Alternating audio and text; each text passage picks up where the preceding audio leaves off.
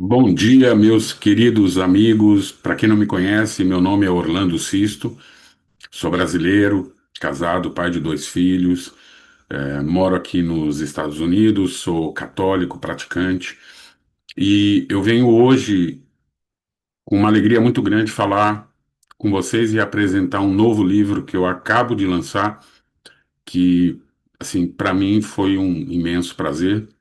E esse vídeo ele vai ter três partes. A primeira parte eu vou falar de como eu cheguei na ideia desse livro. Na segunda parte eu vou mostrar um pouco o livro para vocês, para que vocês entendam como ele está estruturado e qual é o conteúdo que ele tem. E na terceira parte eu vou me concentrar mais no processo de como adquirir o livro, em que plataformas está, quais são os planos para o futuro e tudo mais, tá bom? Então vamos lá. A coisa de, basicamente no início do ano, um pouquinho, talvez um pouco antes, eu comecei a sentir a necessidade de, ao invés de, por exemplo, em datas específicas, aniversários de amigos, de parentes, né, familiares, ou em datas do calendário litúrgico católico, Natal, Semana Santa e tudo mais, eu comecei a sentir uma vontade muito grande de, ao invés de ficar mandando mensagenzinha, eu escrever orações, né? Pelas pessoas que estavam cumprindo aniversário e tudo mais, datas muito específicas, comemorativas e tal.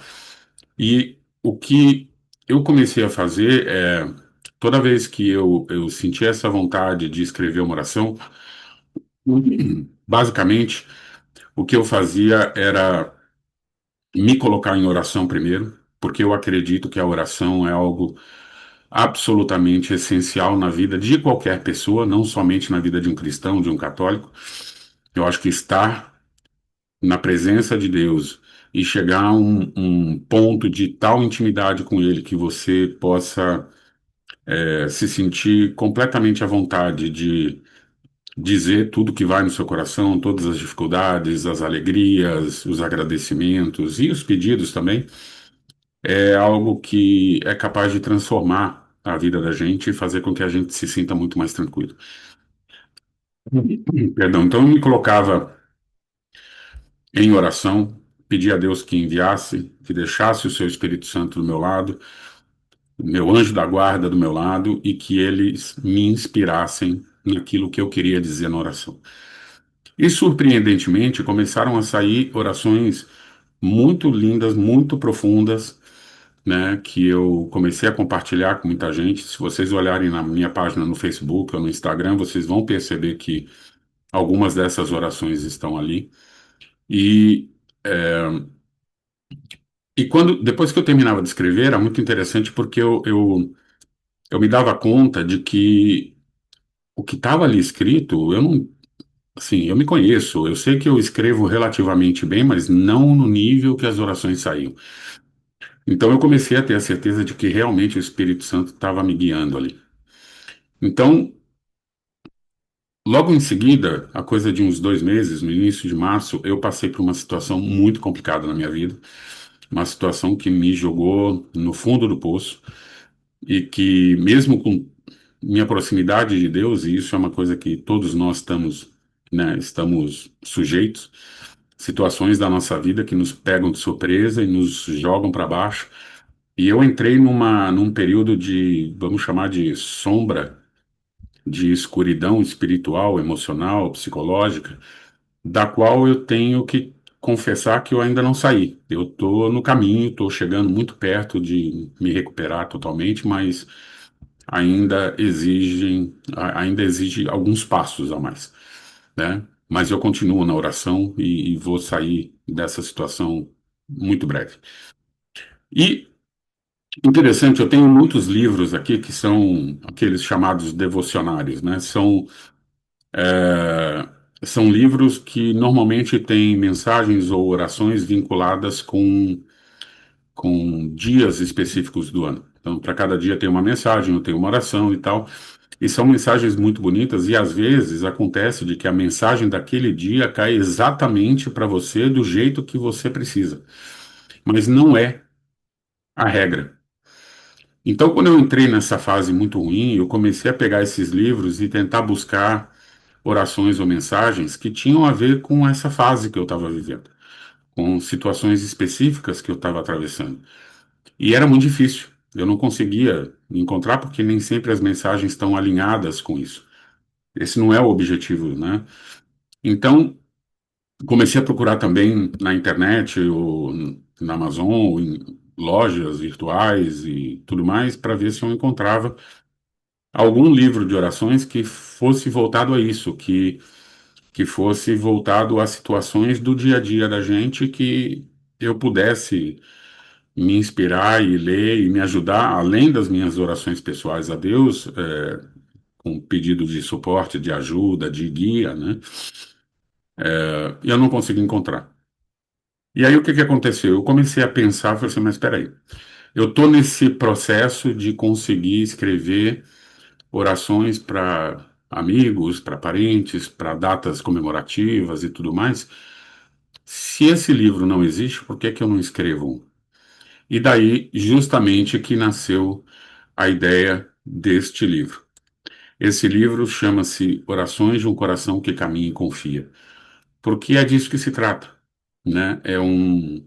São orações para fases da nossa vida e dentro o que eu fiz foi eu antes de eu comecei o livro pelo índice, completei o índice inteiro e a ideia era ter, vamos chamar de capítulos, né? Eu prefiro chamar de blocos, mas imagina como capítulos, e cada capítulo voltado para uma determinada área que representasse fases da vida de qualquer um.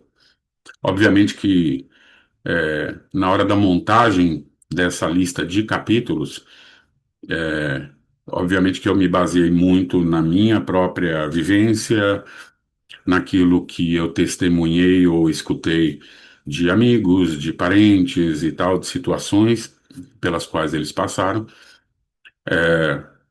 É óbvio que existem ainda muitas situações que não foram cobertas por esse livro, porque provavelmente eu não tive que passar por elas e mais que eu acho que se eu fosse colocar todas as possíveis, um livro teria 2.000 páginas. Dentro de cada um desses capítulos, então, eu colocava, eu escrevia orações. E cada uma, você tem o capítulo, ele fala de uma determinada, né, fase da vida, e as orações falam de situações específicas dentro dessas fases. Cada capítulo deve ter, sei lá, umas 10 a 15 orações. Com exceção do último capítulo, foram 31 capítulos. O último capítulo, ele talvez seja o mais duro e aquele que, na minha opinião, talvez exija mais oração do que os outros, porque é um capítulo que fala de perda, que fala de como conviver e como buscar o suporte de Deus para situações em que você tem que conviver com um ente querido que está com uma doença terminal. Então, são orações que se concentram muito nessa parte. E o que foi muito interessante é que este último capítulo eu escrevi ele inteiro de uma vez. E é um capítulo que contém 56 orações. Eu comecei a escrever, um determinado dia, era 11 da noite, e terminei, era quase 5 da manhã, e as orações brotando, e eu escrevendo. E nenhuma dessas orações que está no livro, elas foram alteradas depois de escritas. Eu escrevi direto, depois eu lia simplesmente com o objetivo de eliminar erro ortográfico, erro de digitação ou tal, mas o conteúdo em si, ele está no livro do jeito que apareceu, do jeito que veio para mim, tá? Então é isso. O livro se chama Orações de um Coração que Caminha e Confia, porque, de novo, disso se trata. Todos nós estamos neste caminho da vida e existem situações que vão nos derrubar e que, com a oração contínua e com a proximidade de Deus, a gente vai adquirindo essa confiança de novo, reafirmando nossa fé e encontrando os caminhos, as saídas que Deus vai apontando para a gente, tá? Então é isso. Eu vou ficar nessa parte um agora. Aqui, né, tá o livro, né? E ele tá só em português por enquanto, mas eu já iniciei o trabalho de tradução para o inglês e para o espanhol. E eu imagino que nos próximos meses eu seja capaz de lançar as versões em outros idiomas, tá bom? Então é isso. Esse é o fim da parte um. A gente vai ter a parte 2 de novo, falando, mostrando o livro para vocês. Eu vou abrir aqui um pouco o livro e vai ter a parte 3 em que eu vou falar a respeito de como adquirir o livro, tá bom? Um beijo grande, nos vemos na parte 2. Tchau, tchau.